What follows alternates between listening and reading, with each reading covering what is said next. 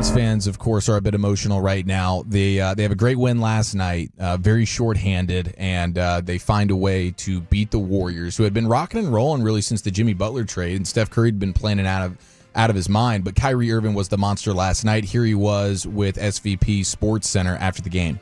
Well, it's a very strong bond. A lot of us are engaged in the community off the court.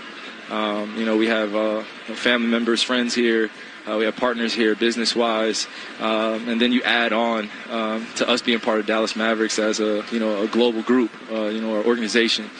So I'm just grateful to be one of the leaders on the team, be able to stand in front of some uncomfortable moments that go on and, just deal with them and let everybody know that, you just got to give each other some grace. When fandom arises or fanaticism or, people are cheering on for their home team or people that they love and then they change teams, you got to give them grace. So that's all I was trying to echo on, the podium the other night was just understanding that kids, whether it be adults, they're inspired by the game of basketball. They love this as a spiritual sport. So, you just got to take it one day at a time, be patient, and, we're just going to put our best foot forward for not only Dallas, but for the rest of the world that's watching and supporting us. So I appreciate MFFL. You guys are keeping me going. Appreciate you. Okay. Sounds good. Wrapping his arms around the Metroplex and the fan base, and I understand where you're at emotionally right now, and I'm going to try and take some of that pain away for you. And then he proved it on the court. Yeah, for now, which we'll get into here in a second. But he was fantastic last night, and he's been so good as just a stabilizing factor, which is nuts. Like, if I would have told you 3 years ago, like, Kyrie Irving's going to be the person that emotionally holds down the Metroplex during their time of need, no way, no chance. That's why all of this is frustrating when you link it back to Luka, of like the idea that people just can't change. Oh, Luka yeah. at 25 years old and where he's at professionally. Brand new dad. Are you the same person you were 5 years ago? Oh my gosh, no, absolutely not. And that's the thing, like, not even close. Because you're you're 31. Yeah, I'm 31. 31. Okay. So like you're talking about, you're 5 years older than Luka. Imagine who you were at 26. Like, you're not. I'd prefer not to. You're not the same person. And that's the thing, is that it's just it's. In fact, you and Luka have like a similar trajectory in the sense of our athleticism and our dominance. Yeah, exactly. Yeah. No, just you guys had your first kid around the same age. And like, when you just think of how fatherhood and being married and life and growing has impacted you, it would have been ridiculous for anybody to say when you were 25, 26 years old, like, well, that's just who Eric's going to be his whole life. And not that you were like an awful person. You were a great dude. I loved you at 25, 26. But it's still something that, I think people go, that's a little ridiculous to just assume that's who he's going to be.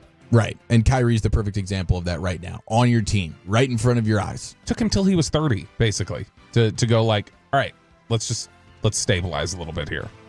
Yeah, totally. So what's the deal with these conspiracies? Why are you trying? I mean, today is the day of Kyrie happiness, man. Mavs get the win last night. He goes 40+, no assists. He's just in his bag of buckets saying, I'm going to out Steph. So what's your deal? This is not me, okay?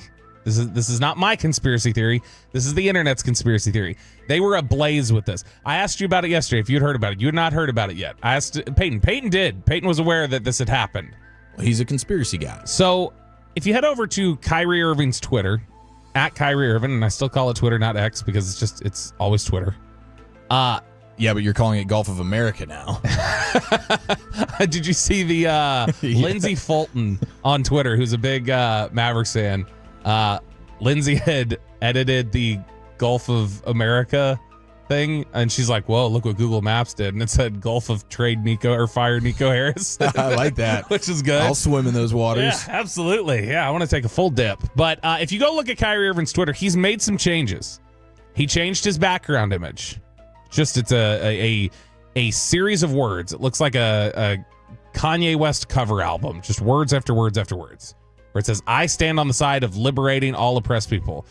I stand on the side of liberating all oppressed people. Just like this like run of words down there is his Twitter background.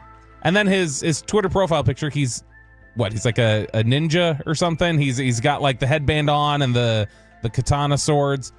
So the problem is the color scheme. It's yellow and purple. The background image is purple. The profile picture is yellow, Eric. The internet is ablaze saying that this is a sign to Mavs management. Just like Dirk made a sign when he tweeted what he did. This is a sign to Mavs management that he plans on jumping to the Lakers. Now, wow, because he's got the player option. Yes, as all good conspiracy theories, this began on Reddit, basically. And when you read some of the comments on this Reddit post, they're hilarious. Kyrie has the golden opportunity to be the biggest diva, wreck a franchise, but this time be praised for doing so. Lakers becoming a refugee camp for those fleeing Nico Harrison's reign of terror.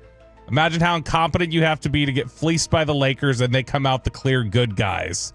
The I stand on the side of liberating all oppressed people is a message to Mavs fans. Nico's the greatest lone wolf terrorist in NBA history. Just on and on and on. And this is what people are now thinking. And this is another angle of this that came up in that discussion. How many people were saying, poor Klay Thompson. Like, Klay Thompson signed up for something that is going to look radically different by the end of this year. Yeah, I do find it interesting, though, with the way that Klay has spoken. Like, he hasn't shown anything in the way of frustration about Luka leaving. Like, he's been because all he's business, and maybe that's part of it, but it didn't feel like he was leaving much room for, like, oh my gosh, this sucks, and I feel like I've been bamboozled signing here, and now the reason why I signed here being Luka's not here. I do wonder if things, because Klay's only been here for this final stretch of Luka, which apparently was sort of the final straw for Nico and the front office. And so I wonder if the version of Luka that Klay Thompson is familiar with and didn't get to play that much with him because of how Luka had missed so much time this year. 20 games or something together. It doesn't come across like Klay Thompson has any care in the world. And he's older and he understands the business of the sport, so maybe he just has a different perspective that way. I just felt like he was brought in here under a certain understanding of what this roster would look like. And then the core of it was gutted 20 after like 40 games here. But I also don't think that Klay Thompson much cares like the Mavs, like us Mavs fans, we're thinking about the next decade. Klay Thompson's thinking about the next 2 years or whatever. But he did sign up for the next 2 years with Luka. That's what he wanted. But who was the other team that he was considering? The Lakers. He probably has a ton of respect for Anthony Davis. Probably wishing he chose the Lakers. It just feels like Klay Thompson has been the least bothered by all of this Luka stuff. 972, I don't like reading into any conspiracies, but I'm 1,000% agreeing with these owners want to move the team now. First, destroying the fan base. Second, they will ask for an arena upgrade. Last, move the team because the fans no longer care. And Mike's been on this kick. Mike Bassick, rest in peace. He's been on this kick for... you got like another, 9 shows? The countdown is 9 on. shows. Yeah, we got the... we're just pulling the days off the calendar until we're singing Garth Brooks' The Dance to him. Mike the TV man. Is that when you look at this, what is are you buying into... There have been so many different conspiracy theories. Oh, this was a play for Nico Harrison because he plans on quitting and becoming the GM of the Lakers. Oh, this is a play to move them out of town. Is there a wild conspiracy theory on this that you're buying into with the Luka trade? Because it is so absurd, the decision on the surface, that people just feel like they're going like, there's got to be something else behind this. When it comes to relocating? Just in general, with the Luka trade, does the Luka trade spur any conspiracy theories that you're buying into? Whether it's this is an attempt to move the team, this is Nico trying to get a job somewhere else, this is... some issue with Luka that we're not aware of, or like Kyrie is now hinting that he's leaving. This is a sign Dirk going to do what he did. That's a conspiracy that Dirk is no longer happy with the Mavericks.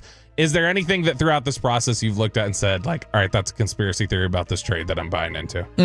Not the relocation stuff. I'm still not convinced of that. But I do think that there was, it was personal when it comes to Nico and Luka and just not having any sort of respect for the way he goes about his business. And I think the weirdest part is just the relationship factor between Nico and Pelinka and Anthony Davis and just that whole thing. It just feels like, man, Nico doing a solid for his buddy to some extent and not getting near as much as he should have. And the Dirk thing, I think Dirk is like the rest of us, just shocked and appalled and frustrated by all of it. And Dirk should be even more offended when the Dumont statement comes out and he's listing all these great players from NBA yesteryears and their hard work and discipline and their ability to be a champion. And you don't even mention Dirk. You throw Shaq in there. But this Kyrie stuff, the way he's talking with SVP last night after the game, like he's clearly in the moment right now, embracing everything that he has to do, understanding the responsibility of right now, I'm under contract, I'm wearing a Mavericks uniform, I'm trying to make the most of this. But when we wake up come summertime and he has Los Angeles Laker opportunities, now that he's got the player option, I mean, I think there's a real chance he could just say, thanks, but no thanks, we're done here. Luka just goes, join me in L.A., hermano. Like, oh my gosh, did you see the Instagram post? We talked about this yesterday. Congratulations, mi hermano, with him getting named to the All-Star team. Yes. Just gutting Mavs fans. Real quick, Adam Silver clarified. We talked about how bad this trade was, that we're like, Adam Silver's got to step in. It's got to be like the Chris Paul trade to the Lakers. Like, you got to step in and stop it. Adam Silver clarified apparently that he can't do that. So this is from SI. After the Mavericks traded Luka to the Lakers at last week's NBA trade deadline, there was an overwhelming thought from fans that Silver should have stepped in and vetoed the deal. The consensus was that if Dallas truly put Doncic on the trade block, they would have received more in return. In an interview with Barstool Sports this week, Silver clarified that the commissioner actually does not have the power to veto a trade. He says, no, believe it or not. And there's some confusion. People have yelled out to me for some reason in the last week or so. I've been at games that I should be vetoing the trade the way David Stern vetoed a trade back in the old days. There's always some confusion there. David never vetoed a trade when he was the acting owner of the Hornets, and the commissioner at the time, he turned down a trade that was proposed to him by the general manager of the team. So the Hornets tried to execute a trade, and Stern owned the team at the time, technically, because they were in a transition period, and he said, no, we're not doing that because I have the power right now as basically the owner of the Hornets to tell you no. Yeah, Adam Silver doesn't have the same type of desire to get in the weeds on some of this stuff like a David Stern apparently. used to. And I think he's completely comfortable with that. I don't think he wanted the responsibility of having to nuke a trade the same way that David Stern did. Yeah, he just wanted to nuke a city and a franchise with the Mavericks. Well, he just was okay with it happening. Because it's better for business, for the Adam Silver NBA business, having Luka in Los Angeles. I do think it's probably better for that. So the frustration continues. Now Kyrie putting Laker colors in his Twitter account. The conversation it's done.